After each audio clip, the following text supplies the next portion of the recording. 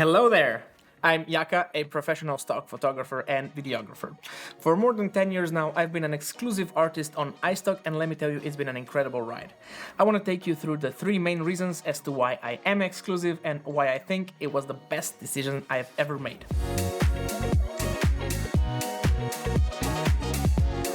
First off, let's get the basics right.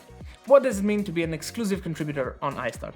Simply put, it means dedicating your royalty-free licensed content exclusively to iStock and Getty.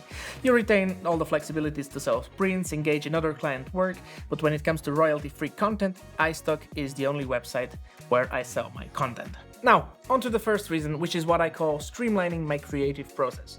Picture this. Managing multiple stock platforms, each with its unique upload requirements and keywording systems. It can be a real challenge, especially when you're handling a substantial portfolio like I have now. In the beginning, I was signed up for all the platforms. This turned out to be just too much work for me. Every platform has a different set of keywording rules, different set of model release requirements, and different submission requirements. Some images that were accepted on Shutterstock weren't accepted on iStock, and vice versa. Sure, you can learn to manage it and make it more efficient as the time goes on, but it was too much for me. However, by choosing exclusivity on iStock, I've simplified my workflow. This means more time to focus on what I do best, which is creating content. But there's a little bit more to that. The exclusive arrangement offers some substantial perks. For example, I earn a higher percentage on each sale, and my files are priced at a little bit of a premium. This means that every download makes a more significant impact on my earnings. What's cool is that many of the files also get mirrored to Gettyimages, broadening my reach to a different customer base, as Gettyimages and iStock, they have totally different user base. For me, it's all about efficiency and maximizing potential. And I think that exclusive contributors are offered a lot of perks, and that brings me to the reason number 2. The second reason is called custom content. So iStock exclusive contributors have access to a unique feature, custom content. I'm not 100% sure how other sites deal with this if they have a similar product, but imagine having a direct line to clients who provide briefs for specific content needs, from everyday scenarios to product placements. It's like kind of stepping into their world.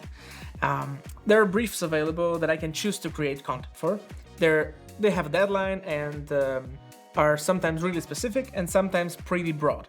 When clients select my files, it's kind of a win-win situation, so they get what they need and I earn more than a regular sale. If not, these files flow to a regular iStock portfolio. And what's more is that this process is remarkably kind of quick compared to regular stock, from shooting to payment.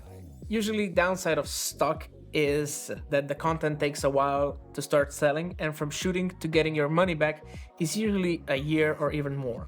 With custom content, from shooting to selling and getting paid usually takes about 2, maybe 3 months.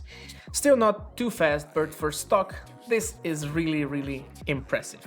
This custom content has become a significant part of my revenue, making a decision to be an exclusive artist even more concrete.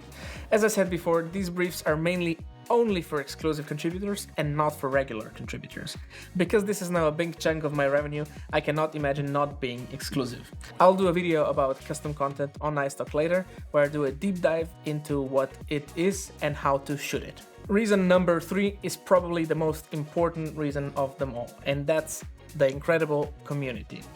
iStock hosts events known as Istockcalypses worldwide, often in areas where content is scarce and there's not too much content.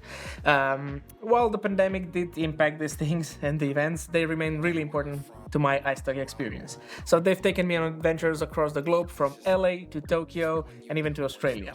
What's truly exceptional is that these gatherings bring together like-minded creators. Many of them are exclusive contributors. It's here that I've formed lasting friendships, connecting with photographers from all around the world. I'm proud to say that I have some really good friends and connections around the world just because of this. It's not just about business, it's about forming genuine connections with people who share my passion. And there's also the icing on the cake. You get to meet the iStock staff, which kind of bridges the gap between contributors and the platform. It's a helpful reminder that there are people, art directors, a legal team, and all of the different teams working behind the scenes, making everything run smoothly.